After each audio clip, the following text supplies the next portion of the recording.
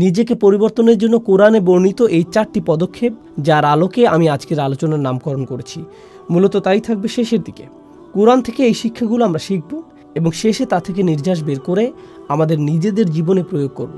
তো আসুন শুরু করি সেই ভূমিকা দিয়ে, সূরা জুমার সংক্ষিপ্ত পরিচিতি দিয়ে। এটি সহ আরও কয়েকটি সূরাকে একসাথে বলা হয় মুসাব্বিহাত। এটা একটা বড় আরবি শব্দ, আপনি হয়তো জানেন না এর অর্থ কী। আসলে মুসাব্বিহাত হলো সেই সূরাগুলো যা আল্লাহর পারফেকশন বর্ণনা করে। যে বিষয়টি এই সূরাগুলোর সবগুলোতেই দেখা যায় তা হলো সবগুলো সূরার শুরুতে রয়েছে সাব্বাহা লিল্লাহি মা ফিস সামাওয়াতি ওয়াল আরদ অথবা ইউসাব্বিহু লিল্লাহি মা ফিস সামাওয়াতি ওয়া মা ফিল আরদ, অর্থাৎ আকাশ এবং পৃথিবীর সব কিছুই আল্লাহর পারফেকশনের বর্ণনা করে আসছে এবং তারা আল্লাহর পারফেকশন বর্ণনা করতে থাকবে এবং তারা এখনও আল্লাহর পারফেকশন বর্ণনা করে যাচ্ছে। এই ঘোষণা এসেছে এই কয়েকটি মাদানী সূরা শুরুতে, যার একটি হলো সূরা জুমা। কিন্তু লক্ষণীয় অন্য একটি বিষয় হলো এই সবগুলো সূরাই আকাশ এবং পৃথিবীকে তুলনা করেছে মদিনার মুসলমানদের সাথে। রাসূল সাল্লাল্লাহু আলাইহি ওয়াসাল্লাম মদিনায় হিজরত করার পর সেখানে মুসলিমদের নতুন সমাজ গড়ে ওঠে। এই সূরাগুলো মদিনার মুসলিমদের অবস্থাকে আকাশ এবং পৃথিবীর সাথে তুলনা করেছে। মূলত এটা প্রকাশ করেছে যে আকাশ এবং পৃথিবী তাই করছে যা তাদেরকে বলা হয়েছে। তারা আল্লাহর সামনে আত্মসমর্পণ করে এবং তার পারফেকশন ঘোষণা করে। আল্লাহ বোঝাতে যাচ্ছেন, কেন তোমাদের ইমানের স্তর ভিন্ন? তোমাদের কেউ কেউ খুবই নিবেদিত, কেউ কেউ মোটেও নিবেদিত না। তোমাদের কেউ কেউ মুনাফিকিপূর্ণ, তোমাদের কারো কারো সংকল্প দুর্বল, এরকম পার্থক্য বিদ্যমান। তো আল্লাহ আসলে ভিন্নতা দূর করে সকলের ইমানের স্তরকে উপরে তুলে আনতে চাইছেন এবং সকলকে পরিবর্তন করতে চাইছেন এই মুসাব্বিহাত সূরাগুলোর মাধ্যমে। এই গ্রুপের সূরাগুলোর একটি হলো সূরা জুমা। কিন্তু কোরআনের এই ছোট সূরার গ্রুপের মধ্যেও সূরা জুমার রয়েছে স্বতন্ত্র বৈশিষ্ট্য। কেন? এর কারণ দুইটি। প্রথমত অন্য সূরাগুলোতে আল্লাহ বর্ণনা করেছেন আকাশ এবং পৃথিবীর এবং তাদের কার্যক্রম এবং তাদের করণীয়। ইউসাব্বিহু লিল্লাহি মা ফিস সামাওয়াতি ওয়া মা ফিল আরদ। আর যেহেতু আকাশ এবং পৃথিবী তাই করে যা তাদের করা উচিত, তাই বিশ্বাসীদেরকে সমালোচনা করা হয়েছে যে তাহলে তোমরা কেন তা করো না যা তোমাদের করা উচিত। লিমা তাকুলুনা মা লা তাফআলুন, তোমরা এমন কথা কেন বলো যা তোমরা করো না। হুয়াল্লাযী খালাকাকুম ফামিনকুম কাফিরুন ওয়া মিনকুম মুমিন, তিনি সেই সত্তা যিনি তোমাদেরকে সৃষ্টি করেছেন, তোমাদের মধ্যে রয়েছে কাফের, তোমাদের মধ্যে রয়েছে ঈমানদার। কেন মানবজাতির মধ্যে এই অসঙ্গতি যখন আকাশমণ্ডলীতে কোনো অসঙ্গতি নেই? কিন্তু এই সূরাটি অন্যগুলো থেকে আলাদা। এই সূরাতে যখনই আল্লাহ বর্ণনা করেছেন আকাশ এবং পৃথিবী এবং তারা তাই করে যা তাদের করা উচিত, এরপর তিনি উল্লেখ করেছেন রাসূল সাল্লাল্লাহু আলাইহি ওয়াসাল্লামের। আমাদের সমালোচনা করার পরিবর্তে তিনি রাসূল সাল্লাল্লাহু আলাইহি ওয়াসাল্লামের উল্লেখ করেছেন এবং বর্ণনা করেছেন তিনি তাই করেন যা তার করা উচিত। আকাশমণ্ডলী যেমন আল্লাহর ঐশী নির্দেশ অনুযায়ী চলে, রাসূল সাল্লাল্লাহু আলাইহি ওয়াসাল্লাম নিজেও আল্লাহর ঐশী নির্দেশ মেনে চলেছেন। আকাশ, পৃথিবী এবং রাসূল সাল্লাল্লাহু আলাইহি ওয়াসাল্লামের কাজের মধ্যে সংগতি বিদ্যমান ছিল। এই দিক থেকে এই সূরাটি অন্য সূরাগুলো থেকে চমৎকারভাবে আলাদা। এর পাশাপাশি আল্লাহর 2টি নাম উল্লেখের পরিবর্তে এই সূরাটিতে 4টি নামের উল্লেখ করা হয়েছে। এটা আমরা জানবো আলোচনার দ্বিতীয় অংশে। এখন প্রথম আয়াতের বিষয়বস্তুতে যাওয়ার আগে এবং আল্লাহ 4টি নামের আলোচনার আগে আমি আপনাদের সাথে আলোচনা করতে চাই শুধুমাত্র এই আলোচনারই নয়, বরং পুরো সূরাটির সামগ্রিক মেসেজটি নিয়ে। মূলত এর মেসেজটি হলো পরিবর্তন। আর এটি বোঝার জন্য আপনাকে বুঝতে হবে কোরআনের বহুল ব্যবহৃত একটি উপমা এবং দৃষ্টান্ত। অনেক জায়গাতে কোরআন নিজেকে তুলনা করেছে আকাশ থেকে নেমে আসা বৃষ্টির সঙ্গে। এভাবে তুলনা করা হয়েছে। আর এই তুলনাটি উপলব্ধি করা গুরুত্বপূর্ণ। পানি আসে আকাশ থেকে, কোরআনও এসেছে আকাশ থেকে। পানি হলো বিশুদ্ধ, কোরআনও বিশুদ্ধ। পানি মাটিকে জীবন দান করে যা আগে মৃত ছিল। এতে জীবনের সম্ভাবনা ছিল, কিন্তু এটা ছিল মৃত। একইভাবে কোরআন হৃদয়কে জীবিত করে তোলে যা আগে মৃত ছিল। হৃদয়ের মধ্যে সম্ভাবনা ছিল, কিন্তু ভিতরের সেই সম্ভাবনা এখন সক্রিয় নয়।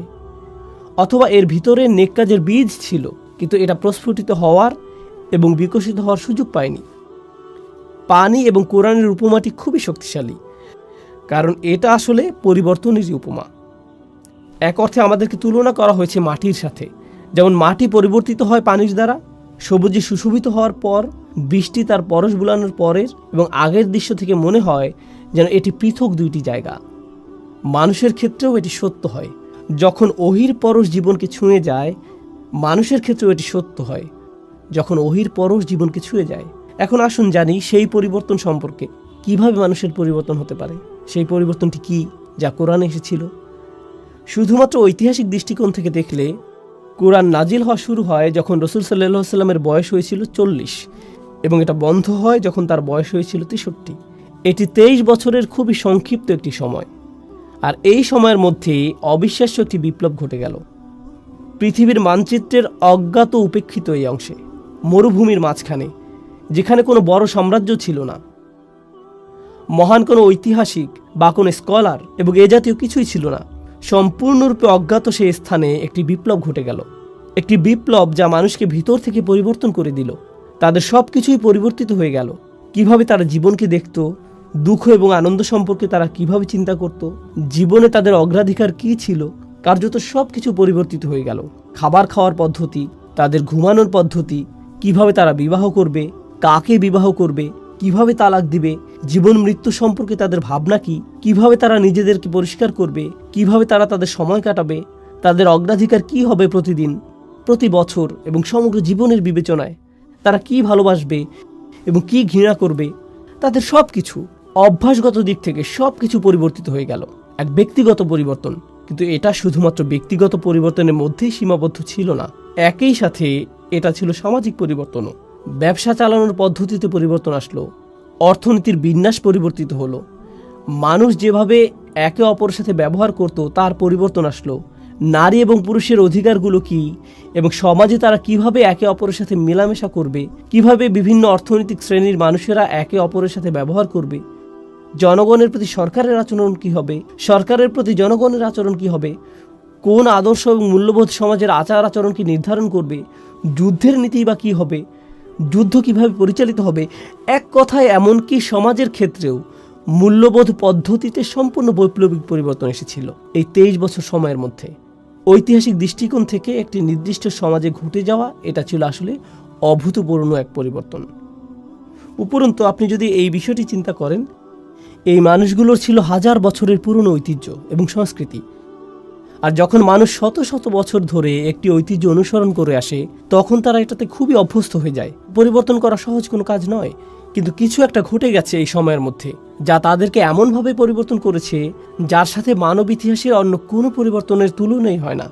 আর শুধু তাই না, শুধুমাত্র বিশ্ব মানচিত্রের ছোট সেই অংশ পরিবর্তন হয়েই থেমে থাকেনি, বরং এর ফলশ্রুতিতে মাত্র কয়েক বছরের মধ্যেই পৃথিবীর মানচিত্র পরিবর্তিত হয়ে গিয়েছে চিরদিনের জন্য।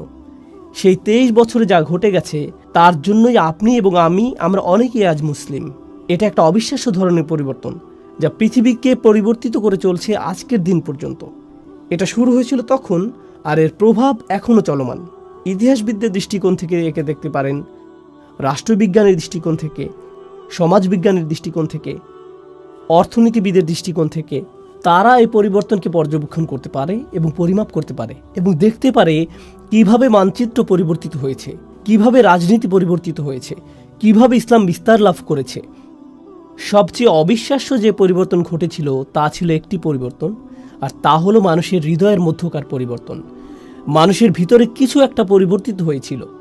আপনি হয়তো বলবেন বাইরের কথা, যে পৃথিবী দেখতে কতই না সবুজ। কোরআন বলছে ভিতরে সেই বীজটির কথা যা সেই পরিবর্তন ঘটিয়েছিল। এটি সকল পরিবর্তনের মূল, আর এটাই আমরা বোঝার চেষ্টা করছি এই আলোচনায়। এই ছিল সূরাটির ভূমিকা এবং এই বিষয়ে আমার কিছু মন্তব্য। এখন আমি আরও 3টি বিষয় আপনাদের সাথে আলোচনা করব। আবারও সংক্ষেপে সেগুলো বর্ণনা করছি।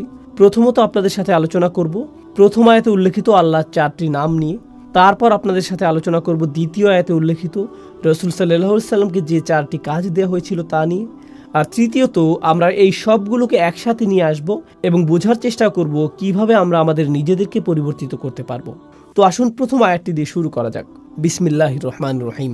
ইউসাব্বিহু লিল্লাহি মা ফিস সামাওয়াতি ওয়া মা ফিল আরদিল মালিকিল কুদ্দুসিল আজিজিল হাকিম।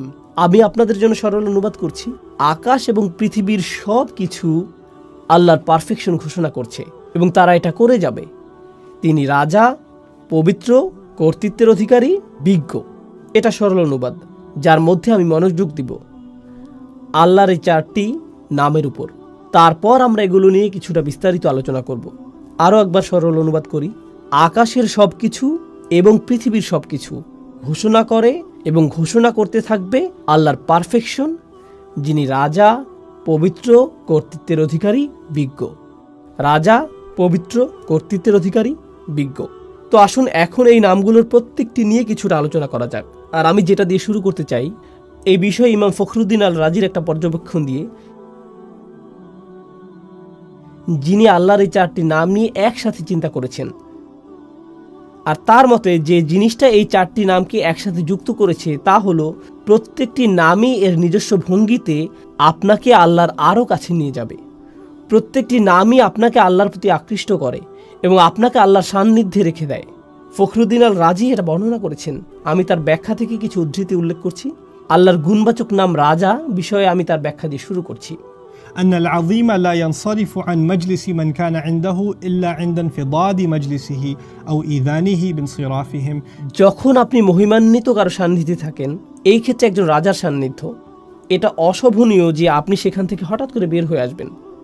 আপনাকে রাজকীয় সান্নিধ্যের সম্মান দেওয়া হয়েছে। আপনি আমন্ত্রিত হয়েছেন কোনো প্রাসাদে, তখন আপনি কোনো রেস্টুরেন্ট বা ট্রেন স্টেশন অথবা সিনেমা হলে বসে নেই যে আপনি উঠে চলে আসলেন। যেহেতু আপনি একজন রাজার সান্নিধ্যে রয়েছেন, আপনাকে যথাযথ শিষ্টাচার এবং নিয়মকানুন মেনে চলতে হবে। আমার নিজের এই বিষয়ে কিছুটা অভিজ্ঞতা আছে। আমার সুযোগ হয়েছে কয়েকজন প্রেসিডেন্ট এবং কয়েকটি দেশের রাজপরিবারের সদস্যদের সাথে সাক্ষাৎ করার। আপনি তাদের সাথে সাক্ষাৎ করার আগে সবসময় একটা প্রোটোকল টিম থাকে, তারা বলে দেয় এভাবে আপনি প্রেসিডেন্টের সাথে দেখা করবেন, এভাবে আপনি রাজাকে সম্ভাষণ জানাবেন, এখানে আপনি বসবেন, প্রথমে এটা করবেন, তারপর সেটা করবেন। কথোপকথনের মাঝখানে আপনি ফোন হাতে নিয়ে এভাবে কথা বলতে পারবেন না। এক্সকিউজ মি, রাজা, আমাকে একটা ফোন রিসিভ করতে হবে। না, এটা সম্ভব না। আল রাজি যা বোঝাতে যাচ্ছেন তা হলো আপনি হতবাক হয়ে যান এই ভেবে যে আপনি আল্লাহর রাজকীয় সান্নিধ্যে আছেন এবং আপনি সেই মহিমান্বিত সান্নিধ্য থেকে দূরে চলে আসতে বিব্রত এবং লজ্জিত বোধ করবেন। আপনি এতটা সম্মানিত বোধ করছেন যে সেখানে আপনি পৌঁছাতে পেরেছেন। কেন আপনি চাইবেন সেই নৈকট্য ছেড়ে আসতে? আপনার মন চাইবে না সেই নৈকট্য ত্যাগ করতে। তো আল্লাহর এই প্রথম নামটি আপনাকে সেই রাজকীয় নৈকট্যের প্রতি আকৃষ্ট করে এবং সেখানে থাকতে অনুপ্রাণিত করে। আল্লাহর দ্বিতীয় নামটি আল কুদ্দুস, যার সরল অনুবাদ আমি করেছি পবিত্র। আল রাজি এ বিষয়ে বলছেন, আল মুনাজ্জাহু আনিন নুকস ওয়া হুয়া ইউরগাবু ফি হাদরাতিহি। এটা বোঝায় এমন ব্যক্তিকে যিনি সকল ত্রুটি থেকে মুক্ত। আর যেহেতু সেই ব্যক্তি ত্রুটি থেকে মুক্ত, সে হয় পরিশুদ্ধ, খাঁটি চরিত্রের অধিকারী। সবাই এই ধরনের সত্তার সান্নিধ্য কামনা করে। আরও সহজ করে বলছি, মানুষ বিশুদ্ধ চরিত্র পছন্দ করে। আমরা এ ধরনের মানুষ ভালোবাসি যারা তাদের কথায়, তাদের আচরণে, তাদের ব্যবহারে পরিশুদ্ধ, তাদের উদারতা পরিশুদ্ধ, তাদের পরামর্শ পরিশুদ্ধ, তাদের একনিষ্ঠতা পরিশুদ্ধ। আপনি এই ধরনের মানুষের দিকে আকৃষ্ট হন। সত্যবাদী মানুষ, সৎ মানুষ, স্বচ্ছ চরিত্রের মানুষ, এই ধরনের মানুষের চারপাশে আপনি থাকতে চান। মানবজাতির স্বভাবগতভাবেই সত্যবাদিতা, পরিচ্ছন্নতা এবং বিশুদ্ধ চরিত্রের দিকে আকৃষ্ট হয়। বাহ্যিক দিক থেকেও আপনি যদি কোনো দূষিত এলাকায় বসবাস করেন যেখানে রয়েছে ধুলাবালি এবং এ জাতীয় জিনিস, মানুষ সেটা থেকে কোথায় চলে আসতে চায়? প্রাকৃতিক পরিবেশে, যেখানে তারা তাজা হাওয়ার শ্বাস নিতে পারবে, যেখানে তারা বিশুদ্ধ পানি পান করতে পারবে। বিশুদ্ধতা এমন একটা বিষয় যা মানুষকে যেমন আকৃষ্ট করে মানসিক দৃষ্টিকোণ থেকে, শারীরিক দিক থেকেও আমরা বিশুদ্ধতা এবং পরিচ্ছন্নতার প্রতি আকৃষ্ট হই। আমরা ময়লা, অপরিচ্ছন্নতা থেকে দূরে থাকতে চাই। এটা মানব প্রবৃত্তি যা আল্লাহ আমাদের মধ্যে দিয়েছেন। তো আপনি যখন আল্লাহর পরিচয় পান চূড়ান্ত পবিত্র পরিশুদ্ধ সত্তা হিসেবে, তার সান্নিধ্য আপনাকে পরিশুদ্ধ করতে থাকে। তখন আপনি আপনার ভিতরে পরিবর্তন লক্ষ্য করেন, আর এই অবস্থায় আপনি সেই সান্নিধ্য ত্যাগ করতে চান না। তো এই পর্যন্ত বলেছি আল্লাহর 2টি নাম। দ্রুত রিভিশন দিচ্ছি। রাজা, এটি ছিল প্রথম নাম, এবং পবিত্র, এটি ছিল দ্বিতীয় নাম। আল্লাহর তৃতীয় নামটি হলো কর্তৃত্বের অধিকারী, আল আজিজ। ইয়াতাজ্জুল মুলতাফুন হাওলাহু ফামুফারাকাতুহুম হাদরাতাহু তাফরিতুন ফিল ইজ্জা। আমি নামগুলোকে সহজ রাখার চেষ্টা করছি যাতে আপনারা শব্দগুলো মনে রাখতে পারেন। নামগুলো হলো রাজা, পবিত্র, কর্তৃত্বের অধিকারী, বিজ্ঞ। এখন আমরা কর্তৃত্বের অধিকারী নামটিতে আছি। তো আসুন আরবি ভাষা অনুযায়ী আল আজিজ শব্দটি নিয়ে কিছুটা আলোচনা করি। এর মধ্যে আসলে 2টি অর্থ অন্তর্ভুক্ত। এর একটি অর্থ হলো কর্তৃত্ব, যা আমি ইতিমধ্যে অনুবাদ করেছি, কিন্তু এর অর্থের মধ্যে সম্মান এবং মর্যাদা অন্তর্ভুক্ত। আর আপনি যদি এই 2টি অর্থকে মিলিত করেন, তখন আল আজিজ যে ধারণাটি প্রদান করে তা হলো এমন কর্তৃত্ব যিনি সম্মানেরও যোগ্য। এটা গুরুত্বপূর্ণ একটা স্বতন্ত্র বৈশিষ্ট্য, কারণ এমন মানুষ আছে যাদের কর্তৃত্ব আছে কিন্তু তাদের কোনো সম্মান নেই। এমন এলাকা আছে যেখানে পুলিশের যথেষ্ট কর্তৃত্ব আছে কিন্তু এলাকার মানুষ তাদেরকে সম্মান করে না। এমন মানুষ থাকতে পারে যার সম্মান আছে, একজন শিক্ষক, কিন্তু তার কোনো কর্তৃত্ব নেই, এরকমও ঘটতে পারে। কিন্তু আল আজিজ হলেন এমন সত্তা যার কর্তৃত্ব আছে এবং তিনি একই সাথে সম্মানিত। আল রাজি বলেছেন কেন এই নামটি আকর্ষণকারী? তার মতে এই সবগুলো নামই কোনো না কোনোভাবে আকর্ষণ সৃষ্টিকারী, তাই না? এগুলো আপনাকে আল্লাহর নিকটবর্তী করে। তিনি বলেন এই গুণটিও রাজার মতো। একজন সম্মানিত এবং কর্তৃত্বের অধিকারী ব্যক্তি আপনাকে আমন্ত্রণ জানিয়েছেন, তার নৈকট্য লাভ করেছেন। আপনি সেই নৈকট্য ছেড়ে আসলে তিনি অসম্মানিত হবেন না, বরং আপনি নিজে অসম্মানিত হবেন। আপনি সেই সম্মান থেকে বঞ্চিত হবেন। আপনি আমন্ত্রণ পেয়েছেন সম্মানিত কোনো ব্যক্তির পক্ষ থেকে, আপনি আমন্ত্রণ পেয়েছেন কর্তৃত্বের অধিকারী কোনো ব্যক্তির কাছ থেকে। তো আপনার তার প্রতি আনুগত্য প্রদর্শন করা, সেখানে গিয়ে অবস্থান করার অর্থ হলো আপনার নিজেকে সম্মানিত করা। তো মানুষ আসলে সম্মানিত হতে পারে আল আজিজের সান্নিধ্য পাওয়ার মাধ্যমে। আর সব শেষে আমি দ্রুত আলোচনা করছি এই লিস্টের শেষ নামটি, আল মালিক, আল কুদ্দুস, আল আজিজ এবং সবশেষে আল হাকিম, রাজা, পবিত্র, কর্তৃত্বের অধিকারী এবং সবশেষে বিজ্ঞ। إذا فارق أحد حضرته فاته في كل آن شيء من الحكمة। চমৎকার কথা। যখন আপনি কোনো বিজ্ঞ ব্যক্তির সান্নিধ্যে থাকেন, তার কাছ থেকে বিজ্ঞতা অর্জন করতে যে কয়টি মুহূর্ত আপনি মিস করেন তাই আপনার জন্য ক্ষতি। প্রতিটা মুহূর্তকে আপনি কাজে লাগাতে চান। আমার এই ধরনের অভিজ্ঞতা আছে, যা হয়তো আপনারও আছে। খুব কম সংখ্যক মানুষই আছে যারা প্রকৃত বিজ্ঞতার উৎস। আর আপনার নিকটে যদি তেমন বিজ্ঞ ব্যক্তি থাকে, আপনি নিশ্চয়ই জানেন যে সবাই সেই ব্যক্তির সান্নিধ্য পেতে চায়। তেমন ব্যক্তির নিরবিচ্ছিন্ন মনোযোগ পাওয়া সহজ নয়। আর যদি আপনি তা পান, আপনি চেষ্টা করেন প্রতিটা মুহূর্তকে কাজে লাগাতে, যাতে তার কাছ থেকে পাওয়া সবটুকু বিজ্ঞতাকে ধারণ করতে পারেন। পৃথিবীর বিভিন্ন প্রান্তে কিছু কিছু শিক্ষক আছেন যাদেরকে আমি অনুসরণ করি। আমি ভ্রমণ করে তাদের কাছে যাই, যেখানে গিয়ে কোনো লেকচার দেওয়ার জন্য না, আমি ভ্রমণ করি তাদের সাথে সাক্ষাৎ করার জন্য। আর যদি তারা আমাকে 1 ঘন্টা সময় দেন, যদি 20 মিনিটও দেন, তার জন্য আমি কৃতজ্ঞ। কারণ আমার জন্য সেই 20 মিনিট বেশি মূল্যবান আমি নিজে 5-6 ঘন্টা অধ্যয়ন করার চেয়ে। আমার জন্য সেই বিজ্ঞতাটুকু অমূল্য, সেই সাক্ষাৎটা আমার জন্য অমূল্য। তো বিজ্ঞ ব্যক্তির নৈকট্যে প্রতিটা মুহূর্তই মূল্যবান, এবং এটা এমন ঘনিষ্ঠ অন্তরঙ্গ সম্পর্ক কোনো শিক্ষক অথবা বয়স্ক কারো সাথে, যিনি আপনাকে তত্ত্বাবধান করেন, ভালোবাসেন এবং এর মাধ্যমে আপনি বিজ্ঞতা অর্জন করতে পারেন। তো এই হলো আল্লাহর 4টি নাম যা এই আয়াতের মধ্যে বর্ণিত হয়েছে: রাজা, পবিত্র, কর্তৃত্বের অধিকারী এবং বিজ্ঞ। এটা ছিল ইমাম রাজির চিন্তা এবং কিভাবে তিনি নামগুলোকে বিশ্লেষণ করেছিলেন তার বর্ণনা। আমি তার এই বিশ্লেষণের সাথে আমার কিছু চিন্তা যোগ করতে চাই। আমি আপনাদের সাথে যা শেয়ার করতে চাই তা হলো আল্লাহর এই নামগুলোকে আরও সাজানো যায়। 4টি নামকে 2 জোড়ায় ভাগ করা যায়, আর সেই 2টি জোড়া হলো প্রথম এবং তৃতীয় নাম দুটি একরকম, আবার দ্বিতীয় এবং চতুর্থ নাম দুটির মধ্যে মিল রয়েছে। 1 এবং 3, 2 এবং 4। আসুন নাম্বারগুলোর স্থানে নাম বসাই। রাজা এবং কর্তৃত্বের মধ্যে মিল আছে, আর পবিত্র এবং বিজ্ঞতার মধ্যে মিল আছে। তো আসুন এই সম্পর্কে আলোচনা করি। আপনারা অনেকেই হয়তো বুঝতে পারছেন রাজা এবং কর্তৃত্বের মধ্যে মিল কি থাকতে পারে। একজন রাজাই কর্তৃত্বের অধিকারী, আর একজন আদর্শ রাজা সম্মানিত। এই 2টি নামের মধ্যে আরও অনেক মিল আছে। তারা উভয় দাবি করে আনুগত্যের, তাদের উভয়কেই সম্মান করতে হয়, তাদের আদেশ পালন করতে হয়, আপনাকে স্বীকার করতে হবে। তাদের অবস্থান উপরে এখানে, আর আপনি নিচে এখানে। একজন রাজার অবস্থানও অন্য সবার ঊর্ধ্বে। তিনি রাজা আর আপনি একজন প্রজা। আপনার অবস্থান নিচে এখানে। আল্লাহর এই নামগুলো আমার উপর তার কি প্রভাব ফেলে? আমার উপর তাদের প্রভাব হলো তারা আমাকে আল্লাহর প্রতি অনুগত বানায়, বাধ্যগত বানায়, আল্লাহর সামনে বিনয়ী বানায়। তারা আমাকে আল্লাহর ভয়ে ভীত বানায়, তারা আমাকে আতঙ্কিত করে, তারা আমাকে আল্লাহর শক্তিমত্তা এবং মহত্বের স্মরণে অভিভূত বানায় এবং আমার ক্ষুদ্রতা প্রকাশ করে। এটাই এই নামগুলো প্রকাশ করে। কোন 2টি নাম? আল মালিক এবং আল আজিজ। এগুলো আল্লাহর মহত্ব প্রকাশ করে এবং এর ফলে আমি হয়ে যাই ক্ষুদ্র এবং তুচ্ছ, আমি হয়ে যাই দাস, আমি হয়ে যাই বিনীত এই 2টি নামের সামনে। কিন্তু আপনি যদি অন্য 2টি নাম দেখেন, আল কুদ্দুস, আল হাকিম, পবিত্র এবং বিজ্ঞ, প্রথম 2টি নামের মতো পবিত্রতা, পরিশুদ্ধি দূর থেকে অনুভব করা সম্ভব নয়। পবিত্রতা এবং পরিশুদ্ধি বোঝা যায় যখন আপনি কারো কাছে যান। আপনি দেখতে পান তাদের আচরণ। আবার বিজ্ঞতা হলো এমন জিনিস যখন কেউ একজন আপনার কাঁধে হাত রেখে আপনাকে উপদেশ দান করে, যিনি আপনার অবস্থা উপলব্ধি করেন। আল হাকিম নিয়ে চিন্তা করলে কুরআনে বর্ণিত লোকমান আলাইহিসসালামের একটি ঘটনা আমার মনে পড়ে। লুকমান আলাইহিসসালাম ভালোবাসাপূর্ণভাবে তার ছেলেকে উপদেশ দিয়েছেন। আল্লাহ বলছেন, ওয়ালাকাদ আতাইনা লুকমানাল হিকমাহ, আমি লোকমানকে দিয়েছি বিজ্ঞতা।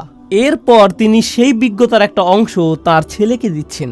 সেই অন্তরঙ্গ, ঘনিষ্ঠ, ভালোবাসাপূর্ণ সম্পর্ক বিজ্ঞতা প্রদানেরই একটা অংশ। আপনি দূর থেকে বিজ্ঞতা অর্জন করতে পারবেন না। আপনাকে কারো সাথে সম্পর্ক তৈরি করতে হবে, যাতে তিনি আপনার অবস্থার সাথে সম্পর্কিত উপদেশ প্রদান করতে পারেন। অন্য নামটি আল কুদ্দুস, পরিশুদ্ধ সঙ্গ, পবিত্র সঙ্গ, এমন সঙ্গ যার উপস্থিতিতে আপনি ভালো অনুভব করেন, আপনি প্রশান্তি অনুভব করেন। আমার কাছে আল কুদ্দুস এবং আল হাকিমকে এভাবেও সম্পর্কিত মনে হয়, যখন আপনি পরিশুদ্ধ কারো সান্নিধ্যে থাকেন তখন আপনার হৃদয় পরিশুদ্ধ হতে শুরু করে। আর আপনি যখন বিজ্ঞ কোনো ব্যক্তির সান্নিধ্যে থাকেন তখন তার বিজ্ঞতা দ্বারা আপনার মন পরিশুদ্ধ হতে শুরু করে। তো হৃদয় এবং মন পবিত্র হয় আল কুদ্দুস এবং আল হাকিম দ্বারা। তো দুইটি নাম হলো দূরত্ব সূচক, রাজকীয়, মহিমান্বিত, এমনকি ভয় সৃষ্টিকারী। আর অন্য দুইটি নাম নৈকট্য সূচক, বন্ধুত্বপূর্ণ। তারা আপনাকে কাছে টানে। এটা থেকে মনে হয় যেন এই নামগুলো বোঝায় দূরে কাছে, বারে বারে দূরে রাখা এবং কাছে টানার প্রক্রিয়া চলছে। আমার এবং আল্লাহর মধ্যে সম্পর্কের ক্ষেত্রে এই নামগুলোর যে বিপরীতধর্মী প্রতিক্রিয়া, তা আসলে খুবই চমৎকারভাবে কোরআনে বর্ণিত হয়েছে।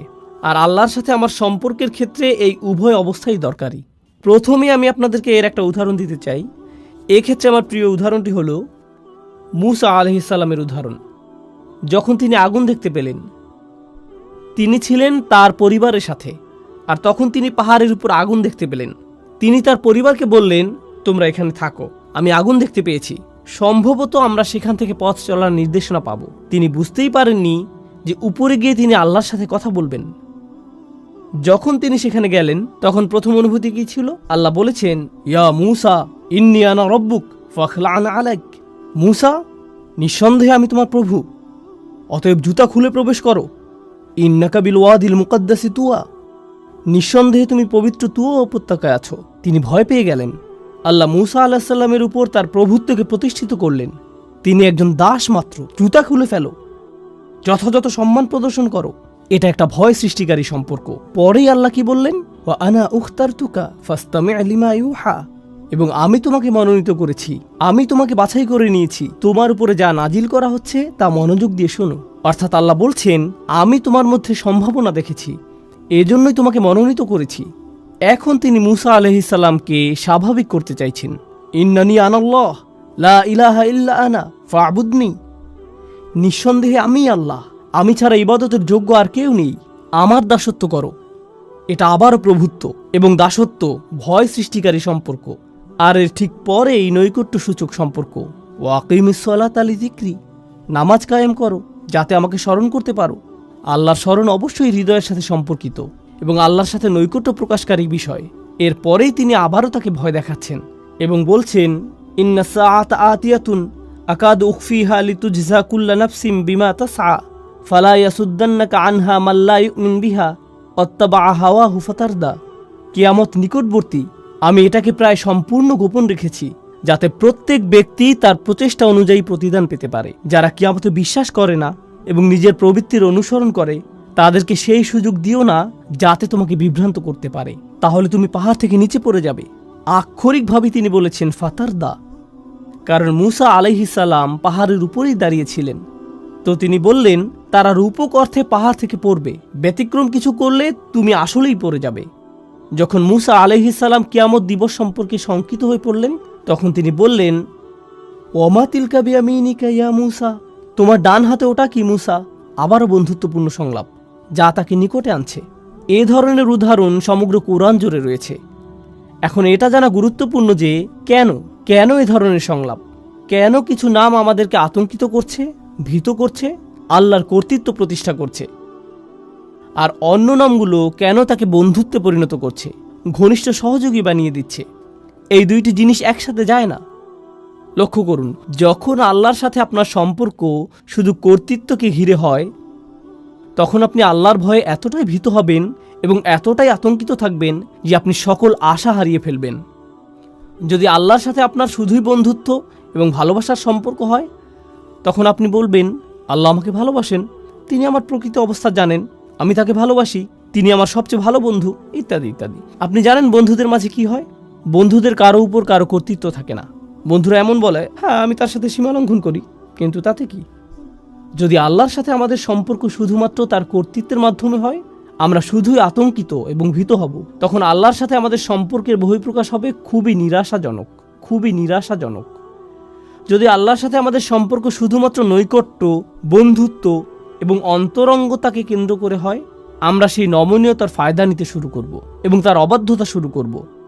আল্লাহ এই দুইটি জিনিসের মধ্যে ভারসাম্য রক্ষা করেছেন, যেমন তিনি ভয় এবং আশার মধ্যে ভারসাম্য রক্ষা করেছেন, কর্তৃত্ব এবং নৈকট্যের ক্ষেত্রেও একইভাবে ভারসাম্য রক্ষা করেছেন। আর সেই ভারসাম্যটি এত চমৎকারভাবে উপস্থাপিত হয়েছে আল মালিক, আল কুদ্দুস, আল আজিজ, আল হাকিম, রাজা, পবিত্র, কর্তৃত্বের অধিকারী, বিজ্ঞ, কাছে এবং দূরে, বারে বারে। সুবহানাল্লাহ। তো এখন আমরা প্রস্তুত। আমি আপনাদেরকে এই চারটি নামের পরিচয় দিয়েছি: রাজা, পবিত্র, কর্তৃত্বের অধিকারী এবং বিজ্ঞ। এখন আমি আপনাদের সাথে আলোচনার দ্বিতীয় অংশটি শুরু করতে চাই, যা হলো রসুল সাল্লাল্লাহু আলাইহি সাল্লামের সম্পর্কে যে চারটি কাজ আল্লাহ তাকে দিয়েছেন। আমি প্রথমে আপনাদের সাথে আয়াতটি পেশ করছি, আর তারপর আমরা এ বিষয়ে কিছুটা বিস্তারিত আলোচনা করব। প্রথমে আমি সরল অনুবাদ উল্লেখ করব। হুয়াল্লাযী বাআসা ফিল উম্মিয়িনা রাসূলাম মিনহুম ইয়াতলু আলাইহিম আয়াতিহি ওয়া ইউযাক্কিহিম ওয়া ইউআল্লিমুহুমুল কিতাবা ওয়াল হিকমাতা ওয়া ইন কানু মিন ক্বাবলু লাফি যালালিম মুবিন। তিনি সেই সত্তা যিনি নিরক্ষরদের মাঝে তাদের মধ্য থেকে একজন রসুল মনোনীত করেছেন। মিনহুম ইয়াতলু আলাইহিম আয়াতিহি, যিনি তাদের কাছে তার আয়াত, তার ওহী, তার মুজিজা বর্ণনা করেন। ওয়া ইউযাক্কিহিম, এবং তিনি তাদেরকে পরিশুদ্ধ করেন। ওয়া ইউআল্লিমুহুমুল কিতাব, আর তিনি তাদেরকে শিক্ষা দেন। এখানে বলা হয়েছে বই, কিন্তু বই শব্দটি দিয়ে আইন কানুনও বোঝানো হয়। কোরআনে অনেক স্থানে কিতাব শব্দটি আইন শব্দে ব্যবহৃত হয়েছে। তো তিনি তাদেরকে আইন কানুন শিক্ষা দেন, ওয়াল হিকমা, এবং বিজ্ঞতা শিক্ষা দেন। আবারও আমি অনুবাদটি সারমর্ম নিজের ভাষায় বলছি। তিনি সেই সত্তা যিনি নিরক্ষরদের মাঝে তাদের মধ্য থেকে একজন রসুল নিযুক্ত করেছেন, যিনি করেন চারটি কাজ। আর তা হলো, তিনি তাদের কাছে তার আয়াতসমূহ বর্ণনা করেন অথবা মুজিজাসমূহ তাদের কাছে উপস্থাপন করেন, তিনি তাদেরকে পরিশুদ্ধ করেন, তিনি তাদেরকে শিক্ষা দেন আইন কানুন এবং বিজ্ঞতা। ওয়া ইন কানু মিন ক্বাবলু লাফি যালালিম মুবিন, অর্থাৎ যদিও অনেক আগে থেকেই তারা স্পষ্ট বিভ্রান্তিতে ডুবে ছিল। এই লোকগুলো পথভ্রষ্ট ছিল।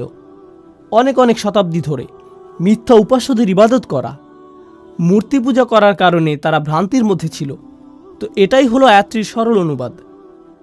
আবারও বলছি, এখানে চারটি কাজের কথা এসেছে। রসুল সাল্লাল্লাহু আলাইহি সাল্লাম তাদের কাছে আয়াতসমূহ বর্ণনা করেন, পরিশুদ্ধ করেন, তিনি তাদেরকে আইন কানুন শিখান এবং তিনি তাদেরকে বিজ্ঞতা শিখান। এই চারটি কাজ ভালোভাবে বোঝার জন্য প্রথম যে জিনিসটা আপনাদের সাথে শেয়ার করতে চাই তা হলো, অন্য সকল নবীর তুলনায় রসুল সাল্লাল্লাহু আলাইহি সাল্লাম অনন্য দায়িত্বের বোঝা বহন করেছেন। শেষ নবী হওয়ার অর্থ শুধুমাত্র এই না যে তার অবস্থান তালিকার শেষে, এর অর্থ তার বোঝাটি ছিল সবচেয়ে ভারী। মানবতাকে পথ দেখাতে আর কোনো নবী আসবেন না। তো তাকে যে দায়িত্ব দেয়া হয়েছিল এবং তার যা করণীয় ছিল, সেই 23 বছর সময়ে তা শুধুমাত্র তার সরাসরি শ্রোতাদের পরিবর্তনের জন্যই ছিল না, বরং তাকে যা দেয়া হয়েছিল তা অবিরামভাবে মানবজাতিকে সংশোধন করে যাবে কিয়ামত পর্যন্ত। যেভাবে সকল নবী মানবতাকে পরিশুদ্ধ করে গেছেন, আগে যে কাজ সকল নবীরা করে গেছেন, এখন তা পালন করতে হবে এই একজন নবীর দ্বারা, তাদের সবার জন্য। কিয়ামত পর্যন্ত যত জাতি আসবে, যত প্রজন্ম আসবে, যত সমাজ আসবে, কিয়ামত পর্যন্ত যত জাতি আসবে, এই বোঝাটি আমাদের রসুল সাল্লাল্লাহু আলাইহি সাল্লামকে বহন করতে হয়েছিল। আর এই সব কিছুর উপর নবীদেরকে দেয়া হতো চমকপ্রদ সব মুজিজা, সমাজে পরিবর্তন সাধন করার জন্য, মানুষকে সঠিক পথে আনার জন্য। যেমন মুসা আলাইহিস সালাম এবং তার লাঠির ঘটনা। কিন্তু আমাদের নবীকে শুধু কোরআনই দেয়া হয়েছিল, তাকে অন্য কিছু দেয়া হয়নি। এই চারটি কাজের ধারাবাহিকতা এবং সৌন্দর্য বিস্তারিত বোঝার জন্য আমি এই আলোচনা শুরু করতে চাই একটি উপমার মাধ্যমে। আর আমার মনে হয় এই উপমাটির মধ্যে আয়াতের মূল বিষয়গুলো চলে আসবে। অনেক আগের অনুন্নত এক গ্রামের কথা কল্পনা করুন, যাতে তেমন একটা সভ্যতার ছোঁয়া লাগেনি। যারা সেখানে বসবাস করে তাদের তেমন কোনো আইন কানুন এবং অবকাঠামোও ছিল না। আর তারা একদিন একটি বাহিনীকে আসতে দেখল, যেখানে ছিল সুসজ্জিত ঘোড়া, পোশাক পরিহিত সৈনিক, তাদের সাথে রাজদূতও এসেছেন। আর সেই রাজদূতের দেহে এমন সব পোশাক যা তারা আগে দেখেনি কখনো। নিঃসন্দেহে এই নবাগতরা এই এলাকার অধিবাসী না। আর সেই দূত তাদের সামনে একটি রাজফরমান মেলে ধরলেন এবং একজন রাজার পাঠানো বার্তা তাদেরকে পড়ে শোনাতে লাগলেন, যিনি কিনা তাদের গ্রামকে দখল করতে চান, তার সাম্রাজ্যের অন্তর্ভুক্ত করতে চান এবং তাদের তার রাজ্যের অংশ হওয়ার সুযোগ দানে ধন্য করতে চান। তিনি সেই রাজার পক্ষ থেকে এই সকল বার্তা তাদেরকে দিয়ে যাচ্ছেন। গ্রামের অধিবাসীরা তাকে দেখে বলল, প্রথমত এটা পরিষ্কার যে আপনারা বহিরাগত, কিন্তু কিভাবে আমরা বুঝবো যে আপনি আসলে একজন রাজার কাছ থেকে এসেছেন? এর সপক্ষে কি প্রমাণ আছে আপনার কাছে? কি প্রমাণ আছে আপনার কাছে? তো তিনি তাদেরকে দেখালেন মুদ্রা। তিনি তাদেরকে এমন ধনভাণ্ডার দেখালেন যার অধিকারী হওয়া একজন রাজার পক্ষেই সম্ভব। তিনি তাদেরকে এমন কিছু নিদর্শন দেখালেন যাতে প্রকাশ পায় যে তিনি আসলে একজন রাজপ্রতিনিধি। যদি তারা সন্তুষ্ট হয়, তারা বলবে, আমরা তার কথা শুনে দেখব, আমরা শুনতে চাই এই রাজার কি বক্তব্য। আমরা বেশ চমৎকৃত হয়েছি এই বাহিনী এবং এর সাথে যা কিছু তিনি নিয়ে এসেছেন এবং তার রাজকীয় প্রমাণাদি দেখে। আমরা তার প্রস্তাবটি বিবেচনা করব। এখন আপনি যদি সেই বাহিনীর সাথে গিয়ে রাজার সাথে সাক্ষাৎ করতে যান, তাহলে আপনাকে সবচেয়ে সুন্দর পোশাকটি পরিধান করতে হবে, আপনাকে রাজদরবারের রীতিনীতি মেনে চলতে হবে, আপনাকে নিজেকে পরিশুদ্ধ করতে হবে, আপনাকে নিজেকে পরিচ্ছন্ন করতে হবে। আয়াতে আমরা যা শিখছি তার সাথে মিলাতে থাকুন। আপনি রাজার সাক্ষাৎ পেলেন আর রাজা আপনাকে বললেন, যদি তোমরা আমার রাজ্যের অন্তর্ভুক্ত হতে চাও, এই আইনকানুনগুলো তোমাদের মেনে চলতে হবে, এই বিধিবিধানগুলো এখন থেকে পালন করতে হবে, এটাই হবে তোমাদের সংবিধান। আর সেই দূত আস্তে আস্তে এই মানুষগুলোকে গড়ে তুললেন আর তারা একের পর এক রাজ্যের আইনগুলো তাদের সমাজে বাস্তবায়িত করতে লাগলো। একসময় তারা নিজেরাও হয়ে উঠল পরিশুদ্ধ, সুপ্রশিক্ষিত, সুপ্রতিষ্ঠিত, পরিশীলিত একটি সমাজ। আর যখন তারা প্রশিক্ষিত হতে শুরু করে, তখন তারা পরিশীলিত জাতিতে পরিণত হওয়ার সুফল উপলব্ধি করতে শুরু করে। তারা এই সকল আইনের সুবিধা আগে দেখতে পায়নি, কিন্তু এখন তারা সেই সুবিধাগুলো দেখতে পাচ্ছে। তো পরিশুদ্ধির এই প্রক্রিয়া তারা অতিক্রম করলো। আমি আপনাদের সামনে এই উপমাটি উপস্থাপন করলাম কারণ এটা রসুল সাল্লাল্লাহু আলাইহি সাল্লামের কাজের সাথে মোটামুটি মিলে যায়, কিন্তু কিছু অমিলও আছে। মিলগুলো হলো, রসুল সাল্লাল্লাহু আলাইহি সাল্লাম যেই মানুষগুলোর মধ্যে এসেছিলেন, তারা তাদের রাজার কাছ থেকে কোনো বাণী পায়নি অনেক অনেক প্রজন্ম ধরে। ওয়া ইন কানু মিন ক্বাবলু লাফি যালালিম মুবিন। রসুল সাল্লাল্লাহু আলাইহি সাল্লাম প্রথম কোন কাজটি করলেন? তিনি আল্লাহর আয়াতগুলো বর্ণনা করেছিলেন। মানুষ কোরআনের বাণী শুনল আর তিনি দাবি করেছিলেন যে এটা এসেছে আল্লাহর কাছ থেকে। তারা বলল, কিভাবে আমরা বুঝবো যে এটা আল্লাহর কাছ থেকে এসেছে? কি প্রমাণ আছে আপনার কাছে যে এটা আল্লাহর বাণী? আল্লাহর বাণীগুলো এতটাই শক্তিশালী, এতটাই অভিজাত, এতটাই অনুকরণীয়, আপনার পক্ষে এর মতো কিছু তৈরি করা সম্ভব না। এর প্রভাব এতটাই অভিভূতকারী যে যারা এটা শুনবে তারা তৎক্ষণাৎ বুঝতে পারবে যে এই কথাগুলো কোনো মানুষের কথা নয়। তারা আল্লাহর বাণীর মুজিজা সরাসরি উপলব্ধি করেছিল, আর শুধুমাত্র এটাই তাদেরকে বিনয়াবনত করেছিল। এরকম নজিরও রয়েছে, যখন মানুষ রসুল সাল্লাল্লাহু আলাইহি সাল্লামের সাথে বিতর্ক করতে এসেছিল, তখন তিনি আয়াত পাঠ করতে করতে এমন আয়াতে গেলেন যেখানে আল্লাহ আদেশ করেছেন সবাইকে সিজদায় অবনত হওয়ার জন্য। এরকম ঘটেছে, কাফেরদের সম্পূর্ণ জনসমাবেশ সেখানে সিজদায় পড়ে গিয়েছিল। এরকম ঘটেছে, কোরআনের বাণী তাদেরকে অভিভূত করে ফেলেছিল। এই প্রথম কাজটি রাসূল সাল্লাল্লাহু আলাইহি সাল্লাম করেছেন, মানুষকে কোরআনের শক্তিশালী মুজিজার সাথে পরিচয় করিয়েছেন। ইয়াতলু আলাইহিম আয়াতিহি, তিনি এটা তাদের কাছে উপস্থাপন করেছেন। আর যখন উপস্থাপন করলেন, তারা বিস্ময়ে অভিভূত হয়ে গেল।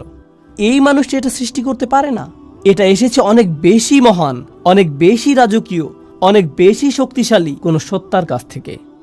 কিছু মানুষ এই বাণীগুলোর দ্বারা এতটাই অভিভূত হয়ে গেল যে তারা সংকল্প করল যে তারা এই বাণীকে গ্রহণ করে নিবে, এবং তারা উপলব্ধি করলো যে এখন তাদেরকে পরিশুদ্ধ হতে হবে।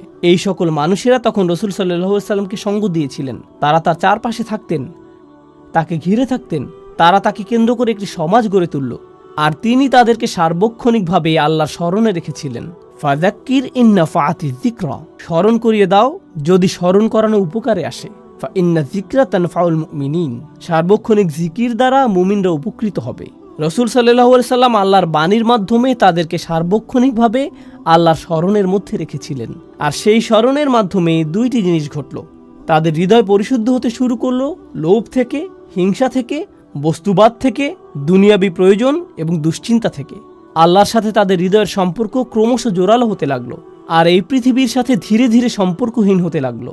তারা চারপাশকে আরও পরিশুদ্ধ এবং সৌন্দর্যমণ্ডিতভাবে দেখতে লাগলো। তবে তাদের মনও পরিশুদ্ধ হতে শুরু করলো। তাদের চিন্তা পদ্ধতিতে পরিবর্তন আসা শুরু করলো। তারা বিভিন্ন বিষয়কে সমালোচনার দৃষ্টিতে দেখতে লাগলেন, যা আগে করেননি। তারা এমন সব বিষয়কে সমাদর করতে শুরু করলেন। এই পরিশুদ্ধি ঘটেছিল তাদের অবিরত ওহির জ্ঞানের সংস্পর্শে থাকার কারণে। ওয়ায়ুযাক্কিহিম, তিনি তাদেরকে পরিশুদ্ধ করেছেন। আর যখন তারা পরিশুদ্ধির একটা নির্দিষ্ট স্তরে পৌঁছলেন, তখন তাদের হৃদয় এবং মন সম্পূর্ণভাবে আল্লাহর নিকট সমর্পিত হয়ে গেল। আর আগেই তারা আল্লাহর মুজিজার দ্বারা অভিভূত হয়েছিলেন। এভাবেই তারা সবচেয়ে শক্তিশালী মানুষে পরিণত হলেন, এমন মানুষ যারা সবকিছু ছাড়তে প্রস্তুত ছিলেন। অবশেষে আল্লাহ তাদেরকে আইনের বিধিবিধান প্রদান করলেন। যখন তিনি বললেন, নির্দিষ্ট কিছু খাবার যা তোমরা আজীবন খেয়ে এসেছো তা এখন থেকে আর খেতে পারবে না, নির্দিষ্ট কিছু পানীয় যা ছিল নেশা সৃষ্টিকারী, মদ এবং অ্যালকোহল, যা তোমরা সারা জীবন উপভোগ করে এসেছো, আজকে থেকে এটা তোমাদের জন্য নিষিদ্ধ, নির্দিষ্ট কিছু পোশাক, নারীরা নিজেদেরকে সুসজ্জিত করতে, চকমকে পোশাক পরতে এবং সামাজিক অনুষ্ঠানীতিতে যেতে পছন্দ করত। আর তারপর কোরআন বলল, না, আজকে থেকে তোমরা অন্যভাবে পোশাক পরিধান করবে, এবং তাদেরকে আইনের বিধিবিধান দিল। যখন আল্লাহ আইনের বিধিবিধান দিলেন, এই মানুষগুলো তৎক্ষণাৎ প্রস্তুত ছিলেন তা বাস্তবায়নের জন্য। কেন এরকম ঘটল? কারণ দীর্ঘ একটা সময় ধরে দুইটি বিষয় ঘটে গিয়েছিল। ইয়াতলু আলাইহিম আয়াতিহি, তারা অভিভূত হয়েছিল আল্লাহর মুজিজার দ্বারা। তারা আল্লাহর বাণীর কাছে বিনয়াবনত হয়েছিল এবং অবিরত তারা কোরআনের স্মরণ দ্বারা পরিশুদ্ধ হয়েছিলেন। এরপর অবশেষে তারা প্রস্তুত হয়েছিলেন আইন মানার জন্য। এই বিষয়ে হযরত আয়েশা রাদিয়াল্লাহু তাআলা আনহার উক্তিটি স্মরণীয় হয়ে থাকবে, লাউ আউয়ালা মা নাযালা মিনাল কুরআন লা তাশরবুল খামর লাকুল্লা আল্লাহি লান নাতরুকাল খামরা আবাদা। তিনি বলেছেন, কুরআন নাজিলের প্রথমেই যদি বলা হতো যে মদ পান করো না, তাহলে আমরা বলতাম আমরা কখনোই মদ ছাড়ব না, আমরা কখনোই এটা ত্যাগ করতাম না, কারণ তখনও আমরা পরিশুদ্ধ হইনি। এটাই তিনি বোঝাতে চেয়েছেন। এখানে ওয়ায়ুআল্লিমুহুমুল কিতাব, অর্থাৎ তিনি তাদেরকে কিতাব শিক্ষা দেন। এই অংশটি খুবই শক্তিশালী একটা বিষয় যা আমাদেরকে অনুধাবন করা জরুরি।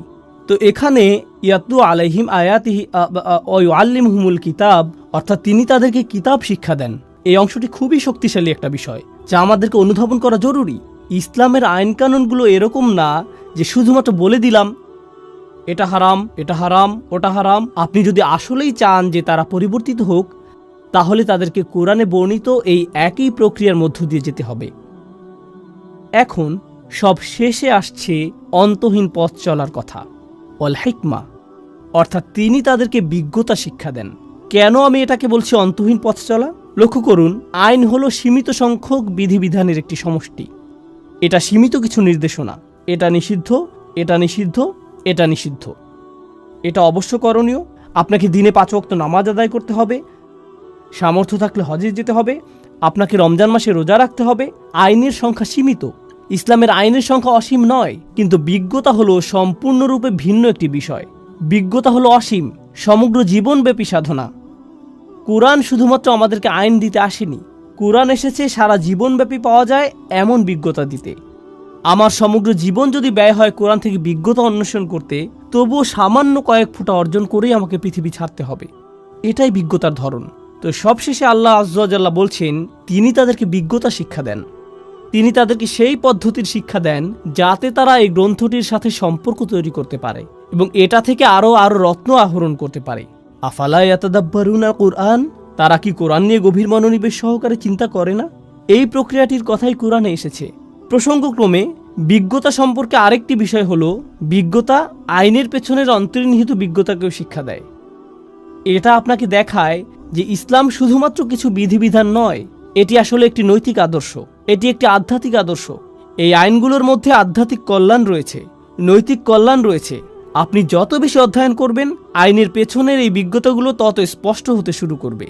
এই হলো পরিবর্তনের 4টি ধাপ যা রাসূল সাল্লাল্লাহু আলাইহি সাল্লামকে দেয়া হয়েছিল। এখন আমি এই আলোচনার মধ্যে আমার প্রিয় অংশটিতে আসছি। তা হলো আপনাদের কাছে উপস্থাপিত এই 4টি ধাপ কিভাবে সেই সমাজকে পরিবর্তন করতে সক্ষম হয়েছিল যা ছিল অন্ধকারাচ্ছন্ন অনেক অনেক প্রজন্ম ধরে। আল্লাহ আমাদেরকে বলছেন যে কোরআনকে অবমূল্যায়ন করা যাবে না। কোরআন এমন বই নয় যা আপনি শুধুমাত্র পড়েই থেমে যান। কোরআন হলো সেই বই যার সাহায্যে আপনি সম্পূর্ণভাবে নিজেকে পরিবর্তন করতে পারেন। আমি আপনাদেরকে আবারও স্মরণ করিয়ে দিচ্ছি রাসূল সাল্লাল্লাহু আলাইহি সাল্লামের এই 4টি কাজ। তিনি আয়াতসমূহ বর্ণনা করেন, তিনি তাদেরকে পরিশুদ্ধ করেন, তিনি তাদেরকে আইন শিক্ষা দেন, তিনি তাদেরকে বিজ্ঞতা শিক্ষা দেন। এই 4টি কাজ আসলে আল্লাহর 4টি নামের সাথে সম্পূর্ণরূপে মিলে যায়, যেগুলো দিয়ে আমি আলোচনা শুরু করেছিলাম। আজকের আলোচনার এই অংশটি হলো আমার সবচেয়ে প্রিয়। আমি সেই 4টি নাম আপনাদের মনে করিয়ে দিচ্ছি: রাজা, পবিত্র, কর্তৃত্বের অধিকারী, বিজ্ঞ। রাজা নামটিতে ফিরে যাওয়া যাক। যখন সেই বাহিনী আসলো এবং মানুষ সেই রাজদূতকে দেখল, তারা দ্বিধায় পড়ে গেল। তখন কি দেখাতে হয়েছিল? প্রমাণ। আয়াত আসলে কি? যখন রাসূল সাল্লাল্লাহু আলাইহি সাল্লাম মানুষের সামনে আয়াত পাঠ করেন, যখন তিনি তাদেরকে এর মুজিজা দেখান, এর মাধ্যমে তিনি আসলে কি করছেন? তিনি আসলে তাদেরকে প্রমাণ দেখাচ্ছেন যে এটা একমাত্র আল্লাহর পক্ষ থেকেই আসা সম্ভব। আয়াতের মধ্যেই তারা তাদের রাজাকে চিনতে পারবে। লক্ষ্য করুন, কোরআনের ভূমিকাতেও আল্লাহর পরিচয় এভাবে এসেছে: আলহামদুলিল্লাহি রব্বিল আলামিন, আর রহমানির রহিম, মালিক ইয়াউমিদ্দিন। আর রহমানির রহিম দিয়ে নৈকট্য প্রকাশ করছে। আর তারপর আসছে সেই অভিজাত্যের বর্ণনা। তিনি বিচার দিবসের রাজা, বিচার দিবসের মালিক এবং প্রভু। তো রাজাকে চিনা যায় তার চিহ্ন দ্বারা। এজন্য ইয়াতলু আলাইহিম আয়াতিহি। এভাবেই মানুষ আল্লাহর স্মরণে বিস্ময়ে অভিভূত হয়ে যাবে যখন তারা কোরআনের মুজিজাগুলো বুঝতে পারবে। আল্লাহর দ্বিতীয় নামটি ছিল আল কুদ্দুস। আল কুদ্দুস অর্থ কি? পবিত্র। চিন্তা করুন, দ্বিতীয় আয়াতে রাসূল সাল্লাল্লাহু আলাইহি সাল্লামের দ্বিতীয় কাজটি কি ছিল? ওয়ায়ুযাক্কিহিম, অর্থাৎ তিনি তাদেরকে পবিত্র করেন। পবিত্র হলো আল্লাহর গুণবাচক নাম, আর এই নামের দ্বারা অনুপ্রাণিত হয়ে এই কাজটি রাসূল সাল্লাল্লাহু আলাইহি সাল্লাম করছেন। তিনি মানুষকে পবিত্র, পরিশুদ্ধ করছেন, তাদেরকে সেই পবিত্র সত্তার আরও নিকটবর্তী করার মাধ্যমে। রাসূল সাল্লাল্লাহু আলাইহি সাল্লাম এটাই করেছেন। তিনি আল্লাহর এই 4টি নামকে মানুষের হৃদয়ে পৌঁছে দিয়েছেন। তিনি এগুলোকে মানুষের হৃদয়ে গেঁথে দিয়েছেন। আল্লাহর তৃতীয় নামটি ছিল আল আজিজ, কর্তৃত্বের অধিকারী।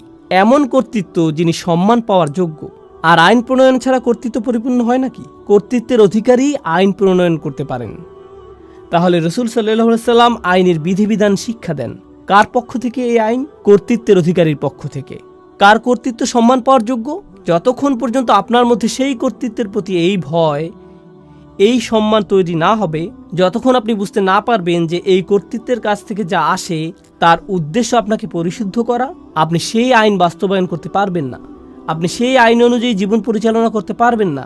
রাসূল সাল্লাল্লাহু আলাইহি সাল্লাম আল্লাহর সেই ইজ্জাহ এর দাবি আদায় করেছিলেন মানুষকে আল আজিজের আইন এবং তার সংবিধান শিক্ষা দেওয়ার মাধ্যমে।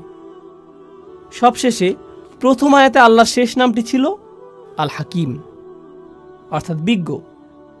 আল্লাহর এই নামটি রাসূল সাল্লাল্লাহু আলাইহি সাল্লামের কোন কাজের সাথে সামঞ্জস্যপূর্ণ?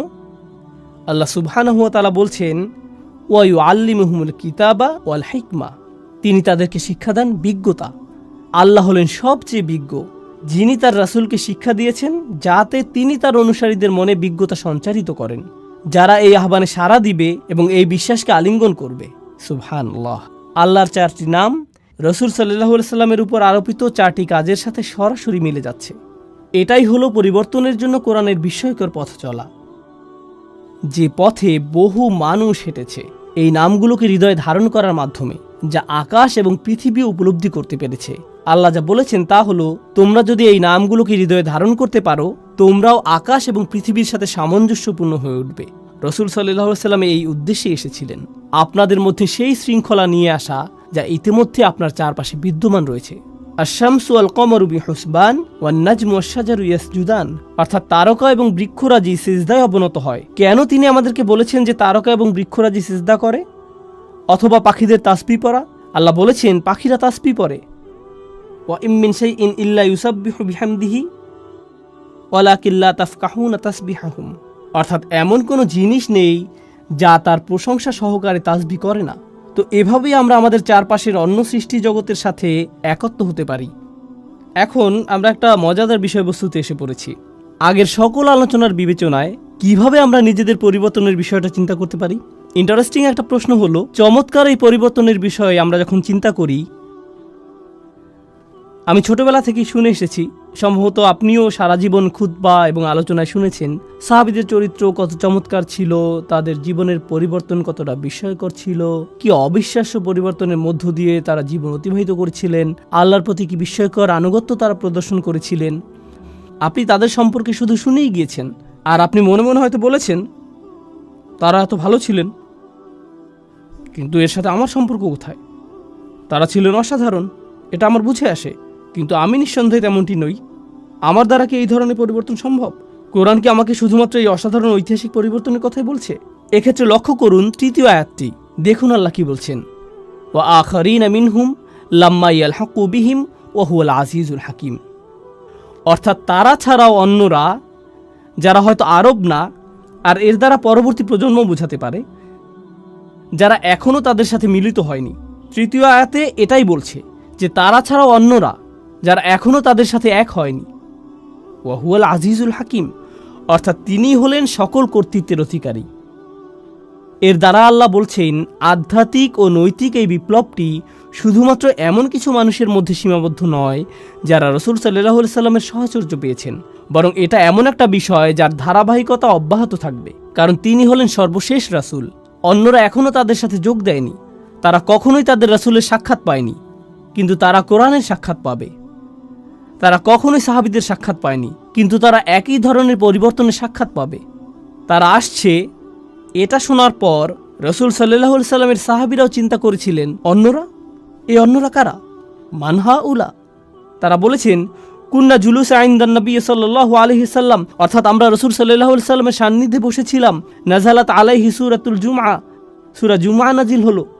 এই সূরাটি নাজিল হলো, আর যখন তিনি তিলাওয়াত করতে শুরু করলেন, তিনি পড়লেন, ওয়া আখারিনা মিনহুম লাম্মা ইয়ালহাকু বিহিম, অন্যরা এখনও তাদের সাথে মিলিত হয়নি। যখন তারা এই আয়াতটি শুনলেন, তারা বললেন, এরা কারা? তখন রাসূল সাল্লাল্লাহু আলাইহি সাল্লাম তাকালেন সালমান আল ফারসির দিকে। তিনি দেখালেন সালমান আল ফারসির দিকে। এরপরে কি ঘটেছিল তা বলার আগে আসুন সালমান ফারসি সম্পর্কে কিছুটা জেনে নেওয়া যাক। যারা জানেন না তাদের জন্য বলছি, তার নামের অর্থ হলো পারস্যবাসী সালমান। নাম থেকে বোঝা যায় তিনি কোন এলাকার। তিনি পারস্য বা ইরানের মানুষ। তিনি জন্মেছিলেন এবং বেড়ে উঠেছিলেন অগ্নিপূজক পুরোহিত একটি পরিবারে। তার পরিবার ছিল অগ্নিপূজারীদের ধর্মীয় গুরু শ্রেণীর। তিনি তার ধর্মকে অস্বীকার করেছিলেন। এটা তার কাছে যুক্তিসঙ্গত মনে হয়নি। তিনি একমাত্র সত্য সৃষ্টিকর্তার সন্ধান করছিলেন, আর তার এই বিশ্বাসের জন্য তিনি অত্যাচারিত, কারাবন্দী এবং নির্যাতিত হয়েছিলেন। তার পরিবারের জন্য তিনি লজ্জার কারণে পরিণত হয়েছিলেন। তিনি বন্দিদশা থেকে মুক্ত হলেন, পালিয়ে গেলেন সত্যের সন্ধানে। এরপর একজন খ্রিস্টান পাদ্রীর সাক্ষাৎ পেলেন, তার শিষ্যত্ব গ্রহণ করলেন, যিনি তাকে শিক্ষা দিয়েছিলেন পূর্ববর্তী আসমানি গ্রন্থসমূহ, তাওরাত, হিব্রু বাইবেল, আরও শিক্ষা দেন ঈসা আলাইহিস সালামের শিক্ষাগুলো। তাকে শিক্ষা দেন সর্বশেষ নবীর আবির্ভাবের লক্ষণসমূহ, যিনি আসবেন মদিনাতে। তো সালমান আল ফারসি বললেন, আমাকে সেখানে যেতে হবে, সর্বশেষ নবীর সাক্ষাৎ পাওয়ার জন্য আমি সেখানে যেতে চাই। তো তিনি রওনা দিলেন এবং ডাকাতের হাতে পড়ে দাস হিসেবে বিক্রি হয়ে গেলেন। দাস হিসেবে মদিনাতেই তাকে নিয়ে আসা হলো। দাস হিসেবে থেকেই সেখানে রাসূল সাল্লাল্লাহু আলাইহি সাল্লামের আগমনের অপেক্ষা করছিলেন। আর যখন রাসূল সাল্লাল্লাহু আলাইহি সাল্লাম হিজরত করে মদিনায় আসলেন, তিনি নিজেকে উপস্থাপন করলেন এবং বললেন, আমি এভাবে এখানে এসেছি, আমি আপনার সাক্ষাতের প্রত্যাশায় এখানে এসেছি। ফিরে আসছি আমাদের আলোচনায়। উনি ছিলেন ইরানের অধিবাসী, যিনি এমন পরিবেশে ছিলেন যার ইসলামের সাথে কোনো সম্পর্ক ছিল না, কোনো দাওয়াত, কোনো প্রচারণা ছিল না। তিনি নিজে সত্যের অনুসন্ধান করেছিলেন এবং রাসূল সাল্লাল্লাহু আলাইহি সাল্লামের সান্নিধ্য লাভে ধন্য হয়েছিলেন। ইনি সেই ব্যক্তি। সাহাবীরা রাসূল সাল্লাল্লাহু আলাইহি সাল্লামকে প্রশ্ন করলেন, অন্যরা এখনো তাদের সাথে মিলিত হয়নি, এরা কারা? তিনি সালমান আল ফারসির দিকে ইশারা করলেন। তারপর বললেন, লাউ কানা ঈমানু ইনদা সুরাইয়া, ঈমান যদি বৃহস্পতি গ্রহের মতো দূরবর্তী স্থানেও থাকতো, লানালাহু রিজালুম মিন হাউলা, তার মতো মানুষেরা ঈমানের জন্য সেখানেও পৌঁছে যেত। এমন মানুষ আছে যারা অনুসন্ধানে রত থাকবে। তারা পৃথিবীর যেখানেই থাকুক না কেন, ইসলাম থেকে যত দূরেই তারা থাকুক, হয়তো লা ইলাহা ইল্লাল্লাহ সম্পর্কে তাদের কোনো ধারণা নেই, হয়তো আরবি ভাষা অথবা মুসলিম সমাজ জীবন সম্পর্কে তাদের কোনো ধারণাই নেই, হয়তো তাদের কিছুই জানা নেই, তারা জানে না কোরআন কি, আর এই সকল মানুষই আল্লাহকে খুঁজে পাবেন। রাসূল সাল্লাল্লাহু আলাইহি সাল্লাম বললেন, এরাই সেই সব মানুষ যাদের সম্পর্কে আল্লাহ বলেছেন এই আয়াতে। অন্য কথায়, এই পরিবর্তন প্রথম প্রজন্ম পর্যন্ত সীমাবদ্ধ থাকেনি। এটা চলমান রয়েছে। সালমান আল ফার্সির দিকে ইঙ্গিত করার মাধ্যমে রাসূল সাল্লাল্লাহু আলাইহি সাল্লাম আসলে আমাদের সকলের প্রতি ইঙ্গিত করেছেন। তিনি আমাদেরকে বলে গেছেন যে এই পরিবর্তন আপনার আমার দ্বারা অসম্ভব। তো আমাদেরকে বুঝতে হবে পরিবর্তনের সেই পথের সাথে সম্পৃক্ত হওয়ার প্রকৃত অর্থ কী। উপসংহারে এই বিষয়টি আপনাদের সাথে আলোচনা করতে চাই। আমি শুধুমাত্র পরিবর্তনের এই তত্ত্বটি শোনাতে চাই না, আমি আপনাদের জানাতে চাই যে আমি এটাকে আমার নিজের জীবনের লক্ষ্যে পরিণত করেছি।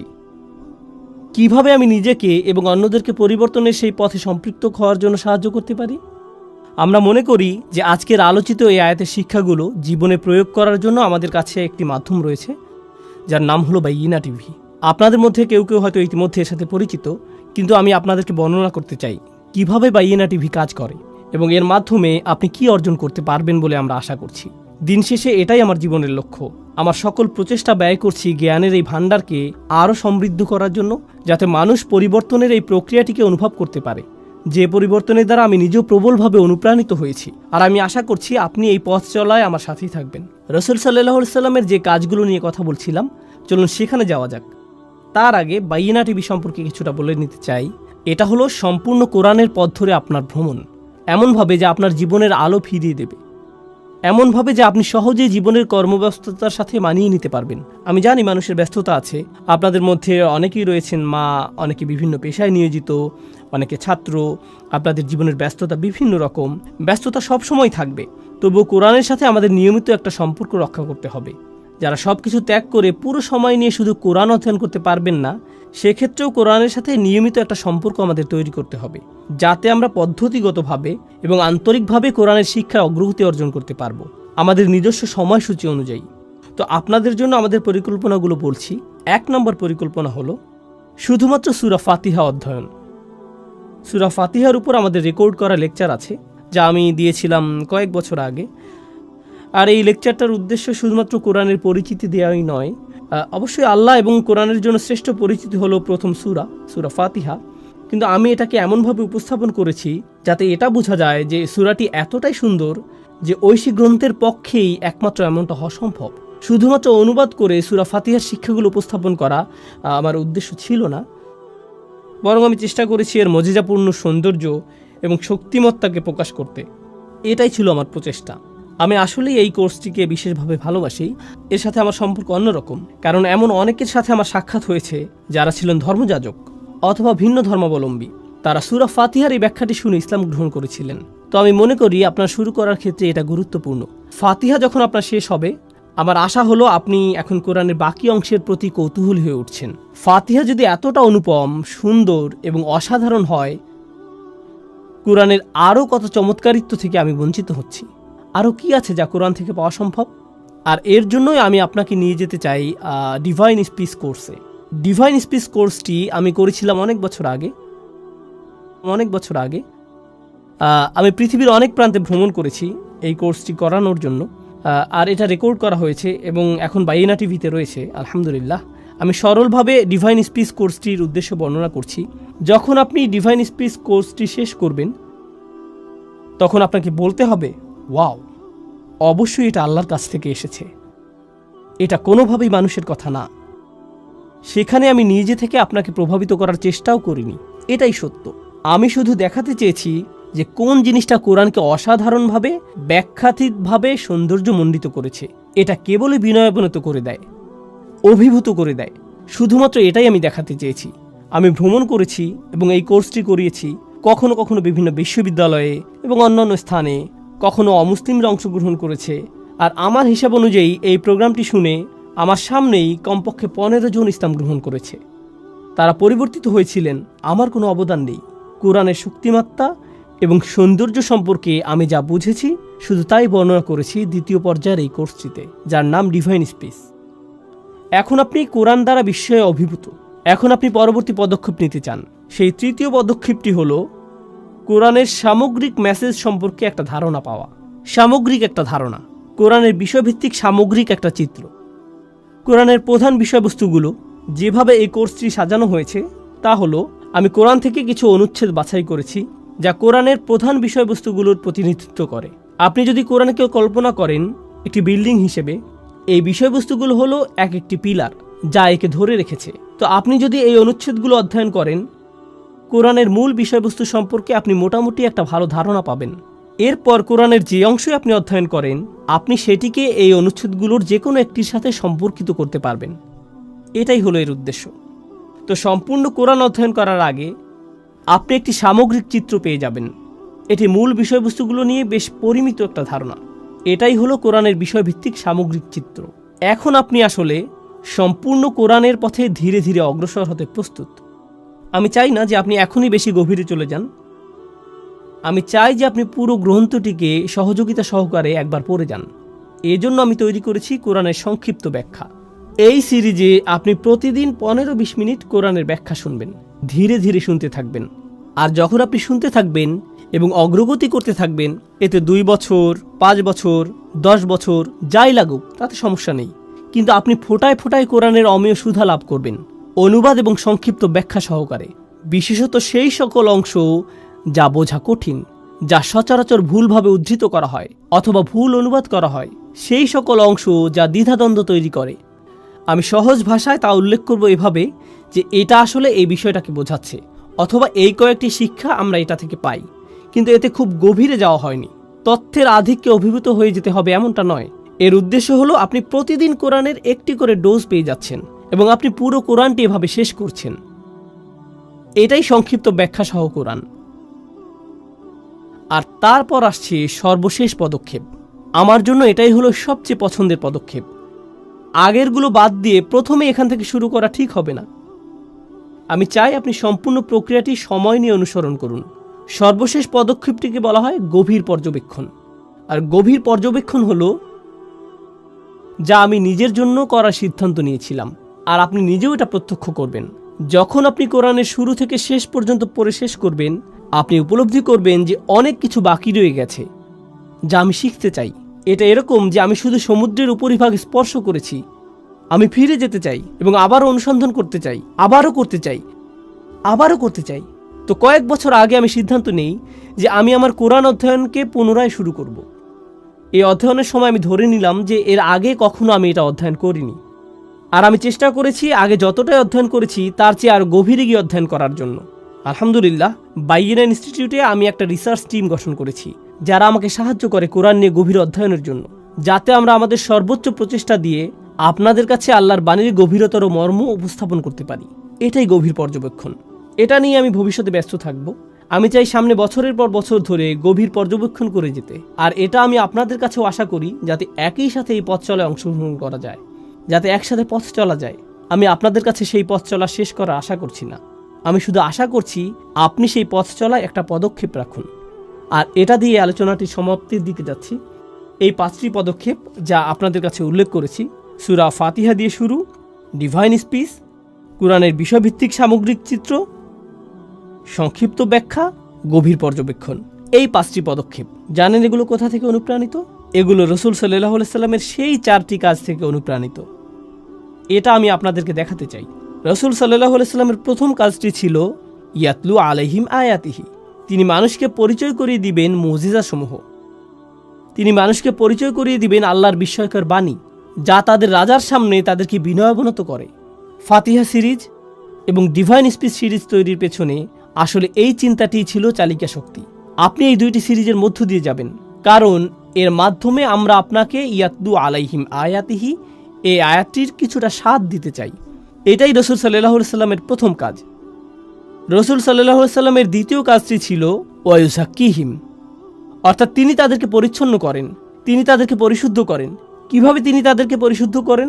অবিরত, নিয়মিত স্মরণের মাধ্যমে। কোরআনের বিষয়ভিত্তিক সামগ্রিক চিত্র এবং সংক্ষিপ্ত ব্যাখ্যা, এগুলোর মাধ্যমে আমরা কি আশা করছি? নিয়মিত স্মরণ। এটা এমন একটা মাধ্যম যার দ্বারা আমরা আশা করছি আপনার হৃদয় পরিশুদ্ধ হবে, আপনার মন পরিশুদ্ধ হবে। আপনি প্রতিদিন 15-20 মিনিট গাড়িতে বসে শুনতে থাকবেন, আর এর মাধ্যমে এমন উপদেশ পাবেন যা আপনাকে সারাদিন পথ নির্দেশ করবে। আপনি ক্রমশ আপনার জীবনে কোরআনের ছোঁয়া অনুভব করতে থাকবেন, কারণ আপনি অবিরত দৈনিক ডোজ নিচ্ছেন। আমি আসলে আশা করছি না যে আপনি এর জন্য কাগজ কলম নিয়ে বসবেন। আমি চাই যে আপনি শুধু শুনুন, এটাই যথেষ্ট। এই নিজেরই একটা পরিশুদ্ধকারী প্রভাব রয়েছে। আপনি যদি রাসূল সাল্লাল্লাহু আলাইহি সাল্লামের কাজগুলো লক্ষ্য করেন, সেগুলো ছিল ইয়াতলু আলাইহিম আয়াতিহি, এটা হলো ফাতিহা এবং ডিভাইন স্পিচ।